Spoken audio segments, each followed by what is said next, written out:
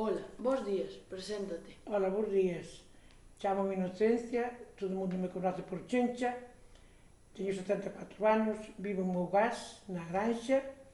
Algúnha vez fixeste o Camiño de Santiago? Fíxeno unha vez, xuntámonos un grupo de personas, fíxeno, e gustoume moito, foi unha experiencia moi bonita, que fomos por sitios moi bonitos, por moita xente, iba moitísima xente, moi bonito. Cantos anos tiñas? Aos 65, 66. Por que o fixestes? Porque tiña unha ilusión de facelo e podía andar, e por iso o fixen. Volverías a facelo? Pois sí, se pudera, sí. Se me rodaran as pernas, volvía a facelo, porque me gustou moito. Que lle recomendarías a xente que non o fixo? Pois que o faga, que polo camiño pasas por moitísima xente, todo o mundo fala como hermanos, todos. É moi bonito.